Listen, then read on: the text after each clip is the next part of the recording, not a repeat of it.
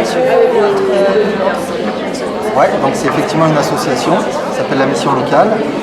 Donc on s'occupe d'accueillir des jeunes de 16 à 25 ans et on les accompagne sur tout ce qui est question d'emploi, de formation, de logement, de la santé. On propose un accompagnement global à ces jeunes-là.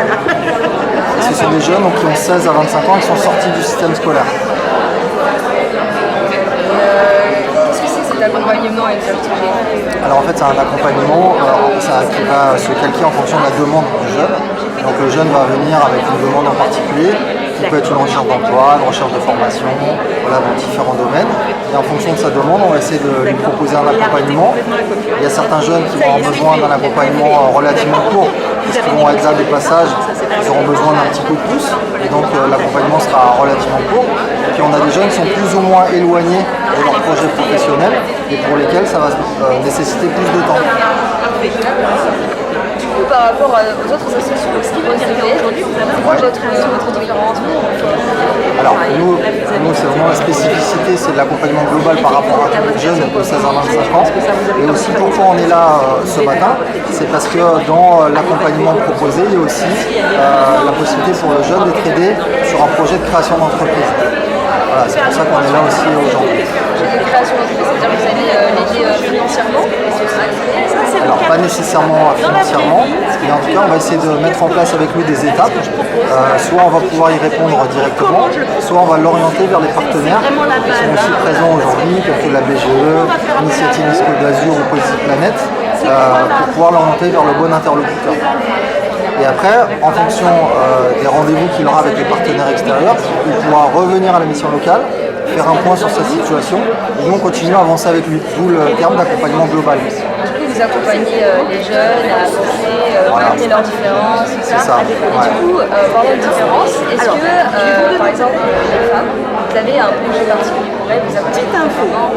Alors on a des fois des actions qui peuvent être en lien directement avec des thématiques. Ça peut être pour la journée de la femme, ça peut être, on a pu mettre en place des actions de prévention aussi par rapport aux femmes.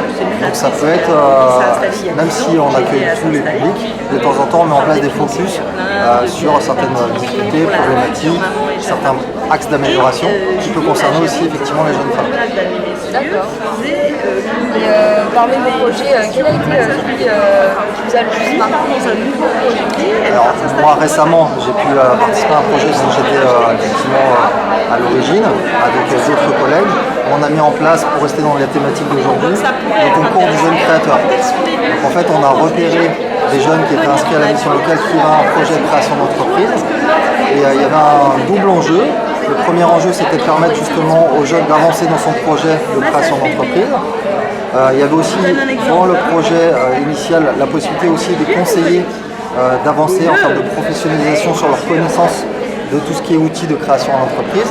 Et tout ça pour mener les jeunes avec plusieurs étapes sur un concours qui a eu lieu la semaine dernière, qui s'est fait à la Chambre de commerce et d'industrie, où les jeunes ont pu pitcher leur projet devant un parterre de jury. Et le premier prix, ça a été 1 000 €. Donc 500 € de la mission locale et 500 € d'initiative Côte d'Azur pour récompenser le meilleur projet. Enfin, c'est pas le meilleur projet, mais le jeune qui avait touché et sensibilisé le plus le jury. Et ensuite, il y a eu 2 autres lots de 500 €. Et le but, c'est que le jeune, en fait, pour qu'il puisse récupérer cet argent, c'est qu'il aille jusqu'à la création du statut de son entreprise. Voilà. Du coup, ce projet-là, tous les ans? Tous les ans, on le remet en place. Donc là, c'était la 2e édition. Et donc, il y a 6 jeunes qui ont été accompagnés de A à Z, jusqu'au pitch, jusqu'au jury, et on l'espère jusqu'à la création de leur entreprise. Et ça ressemble un peu à Alcatou, vous connaissez ou pas? Non. Non? Comment vous dites? Alcatou. Non, je connais pas. C'est quelque chose pour... pareil, un concours pour créer une entreprise dans les universités. Oui, c'est ça, c'est un peu effectivement C'est un peu la même chose. Et le vôtre, il s'appelle comment? Nous, c'est le concours du jeune créateur. Du jeune créateur. Voilà. Ah d'accord. Et quels sont les bénéfices de votre entreprise? Vous avez aidé les jeunes? c'est une association. C'est une association, voilà. C'est la mairie. Alors on a plusieurs subventions, on a l'État, les collectivités locales, évidemment la métropole et la mairie. C'est des associations, ce sont des subventions publiques. Ouais. Du coup, est-ce que vous pensez que globalement ça marche? Oui, ça marche très bien dans la mesure où chaque année, sur l'ensemble de la métropole, je pense qu'on doit toucher aux alentours de 7 ou 8 000 jeunes qui viennent, parce qu'on est sur plusieurs sites, sur une bonne partie des villes de la métropole.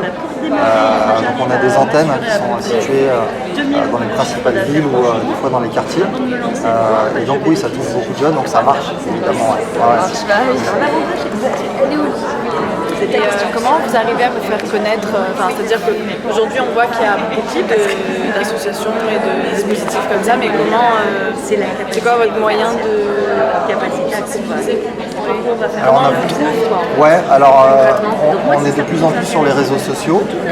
Après, on a des partenariats historiques avec notamment l'éducation nationale, avec Pôle emploi, qui font que ces structures qui accueillent par nature beaucoup de jeunes, et plein d'associations locales dans les quartiers, nous orientent finalement les jeunes. Mais aujourd'hui, plusieurs postes, peut-être. Mais aujourd'hui, voilà, avec les réseaux sociaux, c'est un axe supplémentaire pour orienter les jeunes. Donc on est sur LinkedIn, on est sur Facebook, on est sur Twitter. Voilà, je crois que c'est à peu près les réseaux.